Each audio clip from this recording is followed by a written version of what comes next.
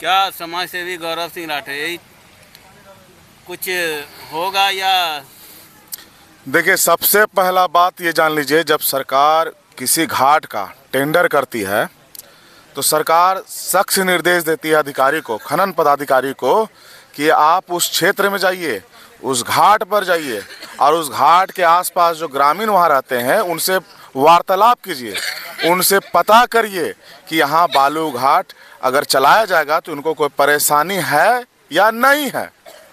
लेकिन यहाँ के खनन पदाधिकारी यहाँ के स्थानीय लोगों से ना पूछ करके, मान लीजिए मोरा घाट है तो यहाँ के आसपास के ग्रामीणों से नहीं पूछ करके वो चल जाते हैं केशवपुर पंचायत पूछने के लिए। वहाँ के लोगों को अधिकारी के सामने खड़ा कर दिया जाता है, उनको बोलेरो में, स्कॉर्पियो में, लग्जरी गाड़ियों में भर भर के लाया जाता है वहाँ के लोगों को, और अधिकारी के पास बैठा दिया जाता है। जो छोटे खनन विभाग के अधिकारी होते हैं, जो बालू माफियाओं से मिले होते हैं, और उनसे कहा देते हैं कि हाँ ये देखिए सर, ये मोरा घाट के सब आदमी लोग हैं, इनको कोई दिक्कत नहीं है, और वहाँ खनन पदाधिकारी पास कर देता है।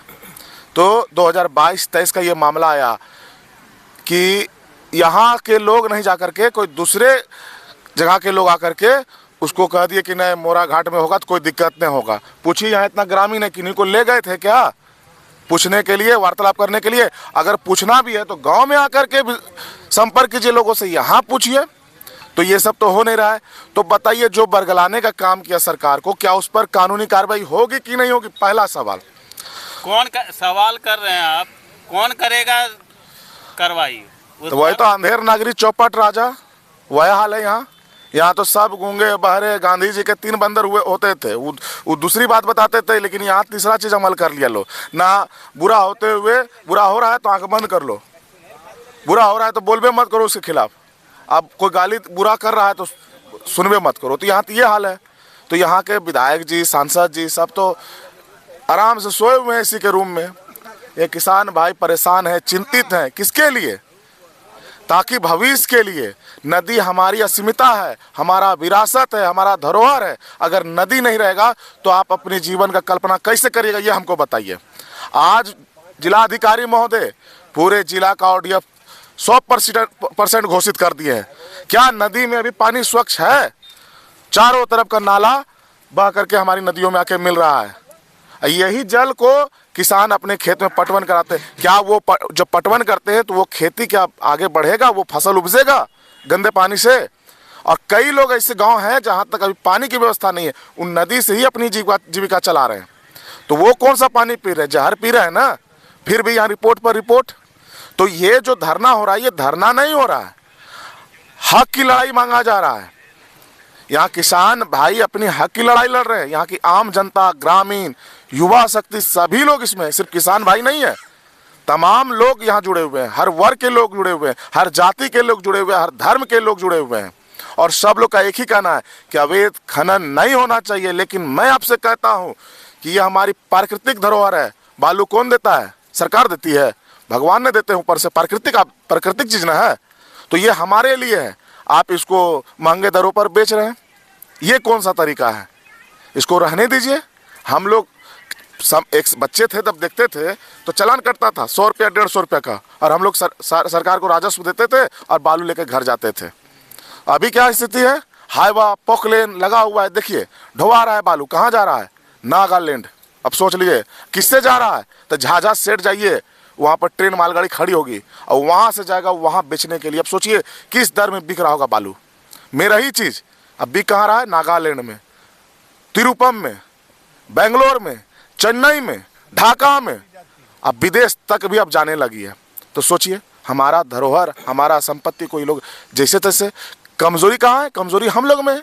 आवाज़ नहीं उठाते हैं, एक दिन उठाते हैं फिर सो जाते हैं। लेकिन अब कहाँ जेबो भाई बा? अब तो गांठ बांध के सब रहो यहाँ, हड़िया डेक्ची चढ़ा ले, देखो केकरो कोई चिंता ना है। आ किसान घर से मजबूत होता है, ठीक ना। हड़िया डेक्ची चढ़ा हुआ है। हम तो कहेंगे आज महाप्रसाद आप भी खा के जाइए, और जिलाधिकारी महोदय को भी दिखाइएगा कि अगर मान लीजिए ऑफिस में अगर लगे ऐसा कि कहीं पिकनिक मनाने जाए तो यहीं चले आवे, सब व्यवस्था है। जनप्रतिनिधि भी आवे, खाए, उनका स्वागत करेंगे। जनप्रतिनिधि तो 1 किलोमीटर पीछे में है। देखिए जनप्रतिनिधि यहाँ कोई काम के नहीं है, सिर्फ अपने स्वार्थ के लिए जीते हैं। इनको अगर जनता का फिक्र होता तो यहाँ ये लोग बैठे रहते हैं, हम लोग बैठे रहते हैं दिन रात ठंड कड़ाके की ठंड में, लेकिन इन लोग को कोई मतलब नहीं। आप लोग चौथे स्तंभ हैं, आप लोग हमारी बातों को सरकार के कानों तक पहुँचाइए ताकि वो जो सोए हुए हैं गहरी निद्रा में, जो कुंभकर्णी निद्रा में सोए हुए हैं, वो जागे और जाग करके जो है इसको अर्थव्यवस्था को देखे। आना ही तो किसान भाई, यहाँ के आम ग्रामीण जनता जब तांडव करने लगेंगे तब फिर आपको ना हिलने का मौका देगी ना डोलने का मौका देगी। अभी 80 साल के हमारे बुजुर्ग दादाजी हैं, इतने सारे सभी किसान भाई लोग हैं, सबको कहता है असामाजिक तत्व। असामाजिक तत्व होता क्या है, ये परिभाषा कहाँ से आती है और किसने बोलने का अधिकार दिया? मानहानि का मुकदमा दर्ज होगा ऐसे लोगों पर। अगर किसान भाइयों को, समाज सेवियों को, जमीन से जुड़े लोगों को अगर असामाजिक तत्व बोला जाएगा तो न्यायालय तक ले जाएंगे, मानहानि का मानहानि करेंगे, जवाब देना होगा। बताओ कितने केसेस है हम लोगों पर, कितने केसेस है किसानों के ऊपर, कैसे बोल दोगे असामाजिक तत्व? इतना मनोबल बढ़ गया तुम्हारा, असामाजिक तत्व बोलोगे? जो मना करेगा, बालू ले जा रहे थे, मतलब क्या दादागिरी है, मामूलगर है, अब नहीं चलेगा, बैठ गए खुटा गाड़ के। यह बिहार है, अच्छों को छक्का छोड़ा देता है। अब होश में आ जाए वो लोग, क्योंकि यहाँ पे सब लोग जाग चुके हैं अपना हक लेने के लिए। हमें कोई विधायक सांसद का जरूरत नहीं है, जाए सुते अपना घर, अधिकार ले लेंगे, नहीं मिलेगा छीनेंगे, रोड पर उतरेंगे, जहां तक जाना होगा जाएंगे, लेकिन अपना हक लेंगे।